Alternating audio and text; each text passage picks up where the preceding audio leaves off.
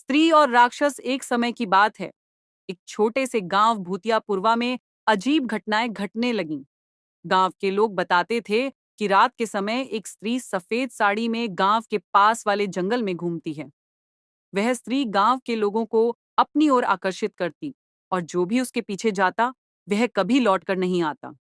गांव के बुजुर्ग उसे चेतना स्त्री कहते थे क्योंकि वह देखने में बेहद सुंदर थी, लेकिन उसकी सच्चाई भयावह थी। दूसरी ओर उसी जंगल में एक भयानक राक्षस का भी वास था। लोग उसे अभिशप्त राक्षस कहते थे। उसने कई बार गांव पर हमला किया था और जान माल का नुकसान पहुंचाया था, लेकिन वह राक्षस और स्त्री कभी आमने सामने नहीं आए। ऐसा माना जाता था कि दोनों में कोई गहरी दुश्मनी थी। गांव में डर का माहौल, गांव में हर कोई भयभीत था। सूरज ढलते ही लोग अपने घरों में बंद हो जाते। गांव के मुखिया ने निर्णय लिया कि इस समस्या को खत्म करने के लिए किसी वीर को बुलाया जाए। उसी समय एक योद्धा युवक अर्जुन गांव में पहुंचा। उसने गांव वालों को भरोसा दिलाया कि वह इन भूतिया ताकतों से गांव को बचाएगा। अर्जुन ने सबसे पहले गांव के बुजुर्गों से बात की। उन्होंने बताया कि वह स्त्री एक पुरानी रियासत की रानी थी, जिसे धोखे से मार दिया गया था। उसकी आत्मा बदले की आग में जल रही थी। वहीं राक्षस एक साधु का शिष्य था, जो अपनी शक्ति के मद में राक्षस बन गया था। जंगल की रहस्यमयी रात, अर्जुन ने तय किया कि वह जंगल में जाकर सच का पता लगाएगा। एक रात जब पूरा गांव सो रहा था, अर्जुन तलवार और मशाल लेकर जंगल में गया। वहां की हवा सर्द और भारी थी। कुछ ही देर में उसने सफेद साड़ी पहने उस स्त्री को देखा। उसकी आंखें चमक रही थीं और उसकी हंसी हवा में गूंज रही थी।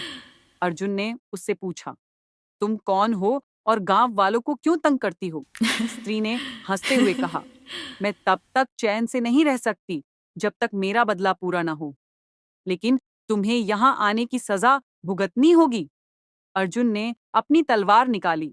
तभी जंगल हिलने लगा। एक भयंकर गर्जना के साथ राक्षस वहां आ गया। वह स्त्री को देखकर चिल्लाया, तू यहाँ क्या कर रही है? ये जंगल मेरा है। स्त्री और राक्षस का टकराव, स्त्री और राक्षस में भयंकर लड़ाई शुरू हो गई। अर्जुन ने देखा कि दोनों एक दूसरे को खत्म करना चाहते हैं। स्त्री ने अपनी आत्मिक शक्ति से राक्षस को कमजोर करने की कोशिश की, जबकि राक्षस अपनी शारीरिक ताकत से उस पर वार कर रहा था।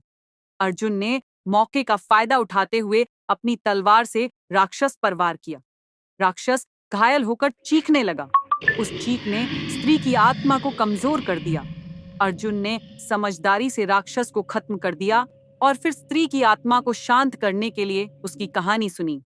शांति का मार्ग स्त्री ने बताया कि उसका बदला पूरा हो चुका है।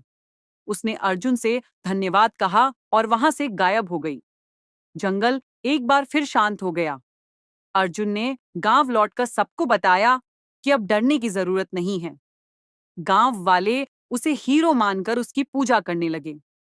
भूतिया पुरवा एक बार फिर खुशहाल हो गया। इस कहानी ने सिखाया कि साहस और समझदारी से किसी भी समस्या का समाधान किया जा सकता है।